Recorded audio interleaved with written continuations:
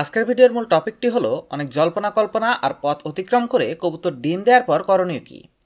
কবুতর ডিম দেওয়ার পর একজন কবুতর প্রেমী হিসাবে বা একজন কবুতর পালক হিসাবে আপনার কর্তব্য কি কি, কোন কাজগুলো করলে কবুতরের বাচ্চাগুলো সুস্থ সবলভাবে ফুটবে এবং ঠিকভাবে বেড়ে উঠতে পারবে তাই বলবো আজকের ভিডিওতে।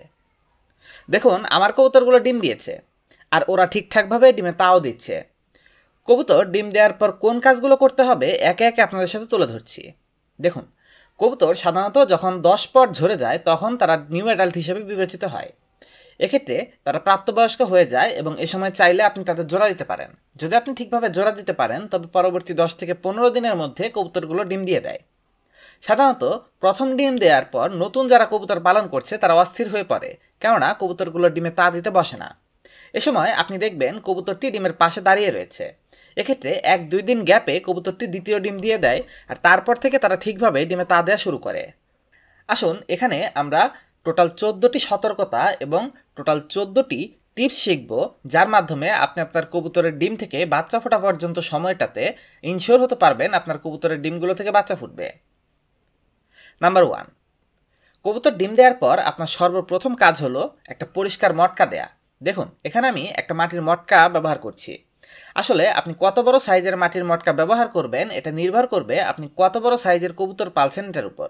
যদি আপনার কবুতরগুলো আমার এই কবুতরগুলোর মতো একটু বড় সাইজের ফেন্সি কবুতর হয় তবে আপনাকে একটু বড় সাইজের মাটির পাত্র দিতে হবে। আর যদি আপনি দেখেন কবুতরগুলো আকৃতিতে একটু ছোট সাইজের বা নর্মাল সাইজের, সেক্ষেত্রে একটু ছোট পাত্র দিলেও চলবে। আর এই কবুতরের পাত্রটার উপরে আপনাকে একটা কাপড়ের টুকরা দিতে হবে। আমি কবুতরের জন্য এই মটকাটা কিনেছি 30 টাকা দিয়ে। আর এই যে কাপড়ের খণ্ডটা দেখছেন এটা ওই দোকানেই বিক্রি করছিল, ওদের কাছ থেকে আমি 10 টাকা দিয়ে কিনেছি। আসলে কবুতর একটা ডিম খাঁচার মধ্যে দিয়েছিল, তারপর আমি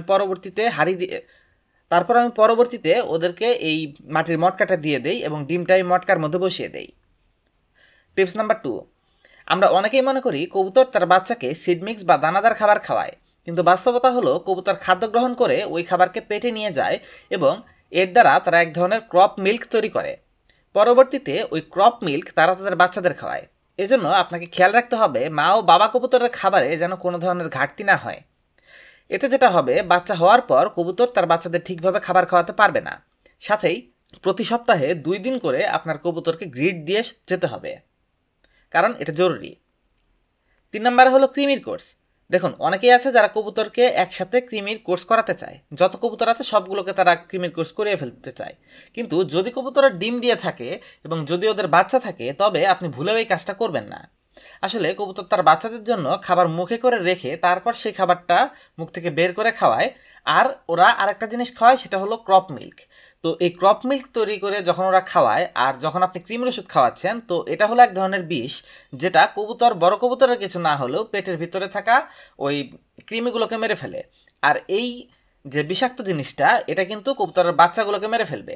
মানে মা ও বাবা তো মা ও বাবা কবুতরকে যদি আপনি ক্রিমের ওষুধ খাওয়ান তবে আপনার কবুতরের সবগুলো বাচ্চা মরে যাবে, কিন্তু বড় কবুতরের কিছুই হবে না। তাই এ ব্যাপারে সাবধান থাকবেন, বাচ্চা থাকা অবস্থায় কোনোভাবেই ক্রিমির কোর্স করাবেন না। নাম্বার 4, সাধারণত কবুতর 2টা ডিম পাড়ার পর ডিমে তা দিতে বসে। এর আগে তারা ডিমে তা দিতে বসে না। এর কারণ হলো যদি তারা একই সময় থেকে 2টা ডিমে তা দিতে পারে তবে 2টা ডিম একই দিনে ফুটবে। অলমোস্ট 3-4 ঘন্টার মতো গ্যাপে 2টা ডিম ফুটে যায়, যার ফলে বাচ্চাগুলোকে লালন পালন করতে এবং বড় করে তুলতে, সুস্থ সবল রাখতে প্যারেন্ট কবুতরগুলো সুবিধা হয়। এতে করে আপনার কবুতরের ডিম ফোটার হার বৃদ্ধি পাবে। তাই কবুতর একটা ডিম পেড়ে ডিমে তা দিচ্ছে না বলে আপনি বিচলিত হবেন না। কিছু সময় অপেক্ষা করুন, ডিম দিয়ে তারা একত্রে তা দেবে। নাম্বার 5, ডিমের খোসা পাতলা হলে করণীয়। কখনো কখনো দেখা যায় কবুতরের শরীরে ক্যালসিয়ামের ঘাটতির জন্য বা মিনারেলের ঘাটতির জন্য ওদের পাতলা খোসাযুক্ত ডিম হচ্ছে। এখন ডিমের বাইরের আবরণ শক্ত হয় না, এটা নরম থাকে এক্ষেত্রে। তো এই ডিমটা যদি কবুতর পারে তবে সাথে সাথে সেটা আপনি সরিয়ে ফেলে দেবেন। অনেক সময় দেখা যায় কবুতরের প্রথম ডিমটা ঠিকঠাক খোসা শক্ত হয়েছে কিন্তু দ্বিতীয় ডিমের খোসা নরম বা পাতলা হতে পারে। যদি আপনি মনে করে থাকেন ওই পাতলা ডিম থেকে বাচ্চা ফুটবে তবে সেটা কখনোই সম্ভব না। এজন্য আপনি ওই পাতলা আবরণের ডিমটাকে সরিয়ে ফেলবেন, কারণ যে কোনো সময় ওই ডিমটা ভেঙে আপনার কবুতরের ভালো ডিমটাও নষ্ট করে ফেলতে পারে। আরও একটা বড় সমস্যা হলো কবুতর দেখা যায় যদি কোনো কবুতর একবার ডিম খাওয়া শুরু করে বা ওই পাতলা ডিম ভেঙে গেল ওরা ওখান থেকে খেয়ে নিল, তো এই ধরনের ঘটনা যদি শুরু করে তখন ওই কবুতর দিয়ে আর ডিম বাচ্চা করানো যায় না। তারা যেটা করে বারবার ডিম পারে, ডিম ভেঙে ফেলে, ভালো ডিমও ভেঙে ফেলে। তাই এ ব্যাপারে সচেতন থাকবেন, কবুতরকে এমনটা করতে দেবেন না। নরম ডিম দেখলে সাথে সাথে বের করে ফেলে দেবেন। নাম্বার 6, যদি আপনি অভিজ্ঞ হন এবং সাহস পান তবে ডিমের ফার্টিলিটি চেক করে দেখবেন। দেখুন, যদি আপনি নতুন হন বা কখনো কবুতর আপনার ডিম পারেনি, আপনি কবুতরের ব্যাপারে একেবারেই অনভিজ্ঞ, তবে ডিমে হাত দিয়ে ধরবেন না। কিন্তু যদি আপনি অভিজ্ঞ হয়ে থাকেন এবং ডিমগুলোকে কিভাবে চেক করতে হয় এটা বোঝেন, তবে আপনি মোবাইলের টর্চ লাইটটা ডিমের উপরে ধরলে দেখতে পাবেন ডিমটা ফার্টাইল নাকি ফার্টাইল না। যদি ডিমের ভেতরে রক্ত, শিরা, উপশিরা দেখতে পারেন তবে বুঝতে পারবেন কবুতরের ডিমগুলো ফার্টাইল, এগুলো থেকে কিছুদিনের মধ্যে বাচ্চা হবে। আর যদি এমনটা দেখতে না পান তবে বুঝবেন ডিমের ঝামেলা আছে। যদি আপনার কবুতরের ডিমগুলো ফার্টাইল না হয় তবে 5-7 দিন ডিমে তা দেওয়ার পরও যদি এর মধ্যে রক্ত না আসে তবে ডিমগুলো নষ্ট, সেগুলো ফেলে দিতে হবে। আপনি হয়তো ভাববেন বসে থাকুক, আমার তো কোনো সমস্যা নেই, আর ডিম যদি নষ্ট হতো তাহলে তো কবুতরই ফেলে দিত, ইত্যাদি ইত্যাদি। কিন্তু না, কবুতরের ক্ষেত্রে যদি ডিম নষ্ট হয় বা ডিমের ভেতরে না জমে তবে ডিমগুলো আপনাকেই পরিবর্তন করতে হবে। কেননা ডিমে তাজা অবস্থায় বাচ্চাদের খাওয়ানোর জন্য কবুতরের ভেতরে ক্রপ মিল্ক নামক এক ধরনের খাবার তৈরি হয়। এটা আমি আপনাদের একটু আগেই বলেছি। তো এটা হলো মূলত ছোট বাচ্চা কবুতরের খাবার। আর এই খাবারটা যখন তারা বাচ্চার আশায় ভেতরে ভেতরে তৈরি করছে এবং সেটা বাচ্চাদের খাওয়াতে পারছে না, তখন এটা কবুতরের মধ্যে ক্যাঙ্কার তৈরি করে, যেটা তাদের জন্য খুবই ঝুঁকিপূর্ণ।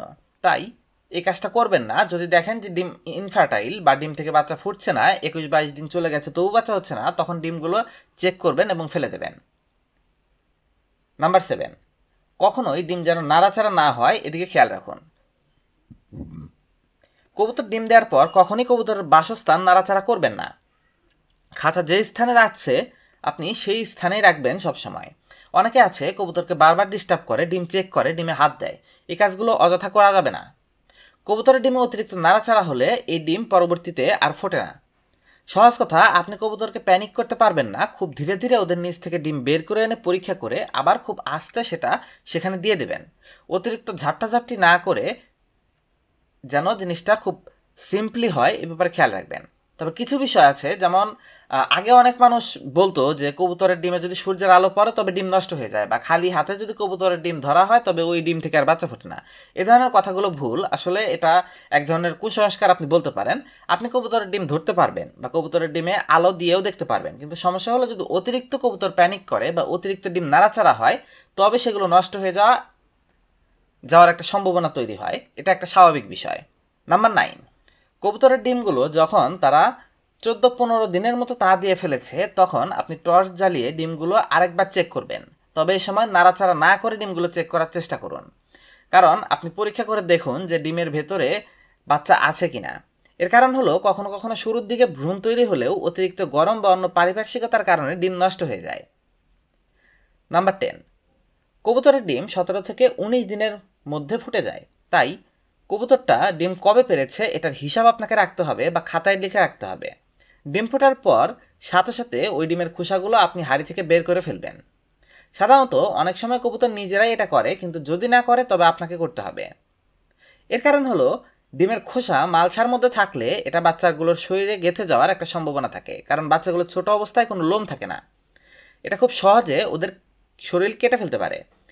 যদি প্রয়োজন মনে করেন যে মল বা অতিরিক্ত মালসার মধ্যে মল জমে গেছে তবে সেটা পরিষ্কার করে দেবেন, কারণ অতিরিক্ত বাচ্চার মালসার বা বসার জায়গাটায় মল থাকলে বাচ্চাগুলো অসুখে আক্রান্ত হতে পারে। তাছাড়া কবুতরের বাচ্চাগুলো কিন্তু অতিরিক্ত দুর্গন্ধ সহ্য করতে পারে না, এই ব্যাপারে সতর্ক থাকুন। বাচ্চা হলে আপনি রেগুলার কবুতরের খাঁচা পরিষ্কার করুন। নাম্বার 11, কখনো কখনো দেখা যায় কবুতরের পায়ের চাপ লেগে বা অন্য কোনো কারণে ডিমের মধ্যে ফুটো হয়ে যেতে পারে, বা একটা কর্নারে ধরুন হালকা ভেঙে গেছে। এমন অবস্থায় আমরা সবাই মনে করি যে ওই ডিম ফুটে আর বাচ্চা হবে না, কিন্তু এই ধারণাটা কিন্তু ভুল।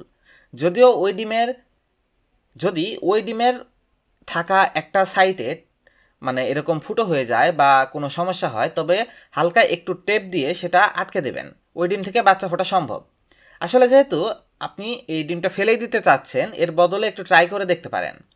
তবে এক্ষেত্রে খুব সামান্য পরিমাণে কস্টেপ ব্যবহার করবেন এবং সাদা ট্যাপ ব্যবহারের চেষ্টা করুন। তাছাড়া যদি দেখেন কবুতর ডিম তা দেওয়ার সময় ডিমের উপর অতিরিক্ত পায়খানা করে ডিমটাকে একেবারে বোঝাই করে ফেলেছে তবে সেটা মুছে দেওয়ার চেষ্টা করুন। কেননা ডিমের ভেতরে থাকা ভ্রূণ যদি ওই পায়খানায় লেপ্টে থাকে তবে ওই ভ্রূণগুলো আর কেননা ডিমের ভেতরে থাকা ভ্রূণ মূলত শ্বাস নেয়। তো এজন্য যদি এই ডিমের খোসার উপরে পায়খানা একেবারে লেপ্টে থাকে তবে এই ভ্রূণ আর শ্বাস নিতে পারে না, যার ফলে ডিমটা থেকে আর মানে ডিমের ভেতরে থাকা ওই ভ্রূণটা মরে যায়। তো আপনাকে এই ব্যাপারে সতর্ক থাকতে হবে, যদি অতিরিক্ত পায়খানা জমে তবে মুছে দেবেন। নাম্বার 12, কবুতরকে ডিস্টার্ব করবেন না। ডিমে তা দেওয়া অবস্থায় কবুতরগুলো আপনি এমন জায়গায় রাখবেন যেখানে মানুষের যাতায়াত অতিরিক্ত হয় না, কিংবা অন্য কোনো প্রাণী তাদের ডিস্টার্ব করতে পারবে এমন কোনো জায়গায় রাখবেন না। তাই ঝুঁকি নেবেন না। আপনার কবুতরের বাসস্থান বাসায় এমন জায়গায় রাখুন যেখানে কেউ তাদের ডিস্টার্ব করবে না। নাম্বার 13, আসলে কবুতরের বাসস্থান সেট করার ক্ষেত্রে আপনাকে সাবধান হতে হবে। কারণ ধরুন আপনি অনেক ভালো এক জোড়া কবুতরের ডিম বাচ্চা করাচ্ছেন, কিন্তু যদি তাদের বাসস্থান এমন কোনো জায়গায় হয় যেখানে অতিরিক্ত গরম পড়ে বা অতিরিক্ত শীত পড়ে, তবে এটা সমস্যার কারণ হবে। চালের অস্বাভাবিক তাপ যদি কবুতরের বাসস্থানে লাগে তবে আপনি সমস্যায় পড়বেন। আপনার কবুতরের জোড়াটা যতই ভালো হোক না কেন, তাদের পারিপার্শ্বিক পরিবেশ অনেক গুরুত্বপূর্ণ। যদি কবুতরের বাসস্থান রাখার মধ্যে যদি কবুতরের বাসস্থান বা রাখার জায়গায় অতিরিক্ত গরম থাকে তবে ডিমের ভেতরের ভ্রূণগুলো মারা যেতে পারে বা ডিম নষ্ট হয়ে যেতে পারে। তাই বাসস্থান এমন জায়গায় সেট করুন যেখানে তাপমাত্রা মোটামুটি নর্মাল টেম্পারেচার, খুব বেশি শীতের বাতাসও লাগে না আর খুব বেশি গরমের তাপও লাগে না। নাম্বার 14, কমপক্ষে সপ্তাহে একদিন গোসলের ব্যবস্থা করুন। আপনি খেয়াল করে দেখবেন কবুতর যখন বাচ্চা দেয় বা ডিমে তা দিতে থাকে, এই সময়টাতে একটা কবুতর বাইরে দাঁড়িয়ে থাকে আর একটা কবুতর তা দেয়। তো যেটা দাঁড়িয়ে থাকবে ওইটাকে আপনি গোসলের ব্যবস্থা করে দিন।